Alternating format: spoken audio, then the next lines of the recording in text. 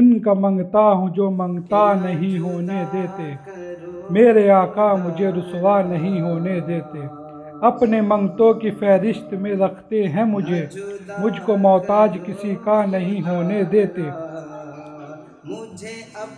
بات اگر دلی کی کریں تو دہلی میں 22 خواجہ کے دربار میں سے ایک دربار حضرت سید خواجہ قطب الدین بختیار کاکی رحمۃ اللہ علیہ کا دربار ہے۔ حضرت سید خواجہ قطب الدین بختیار کاکی رحمۃ اللہ علیہ حضرت سید خواجہ غریب نواز کے خلیفہ اور فرزند ہیں۔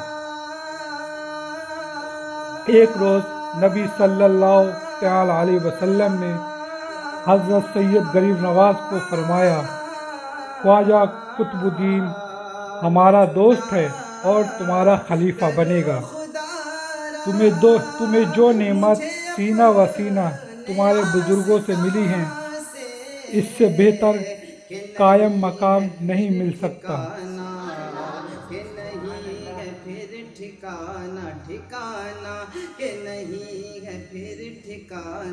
حضرت سید خواجہ قطب الدین بختیار کاکی رحمۃ اللہ علیہ آپ سن 1173 عیسوی میں اوس کے ازبکستان میں پیدا ہوئے۔ سن 1235 عیسوی میں ہندوستان کی راجدھانی دہلی کے مہرولی میں اس دنیا فانی کو الوداع کہہ دیا۔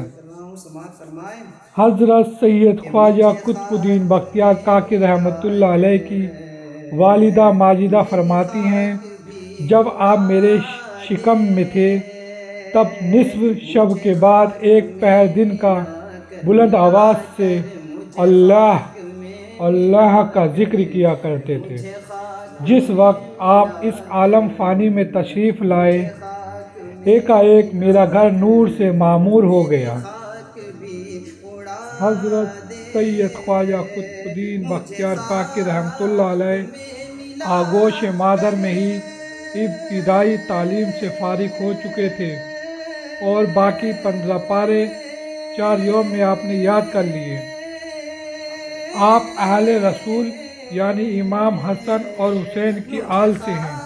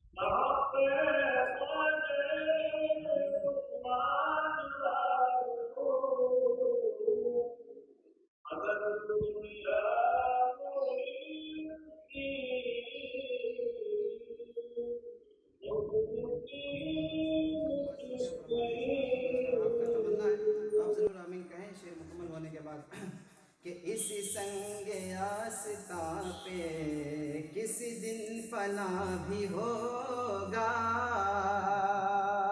اسی سنگ آستاں پہ کسی دن فنا بھی ہوگا،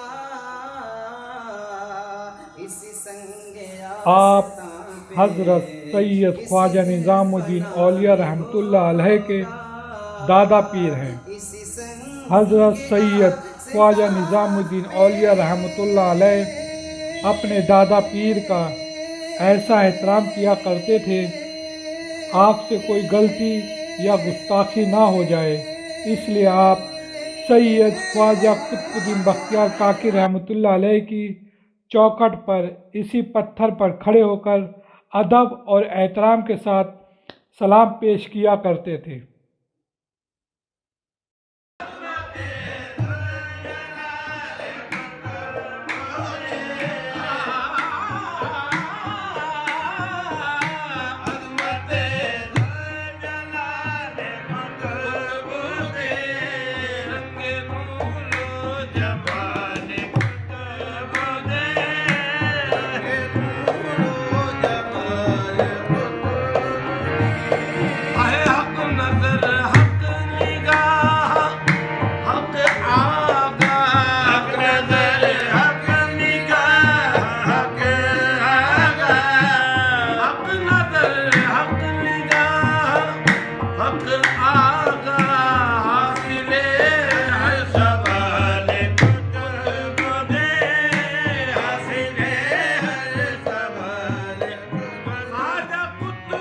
حضرت خواجہ قطب الدین بختیار کاکی رحمۃ اللہ علیہ کی حویلی کے قریب ایک دکان ہوا کرتی تھی۔ آپ حضرت ضرورت کا سامان اسی دکان سے لیا کرتے تھے۔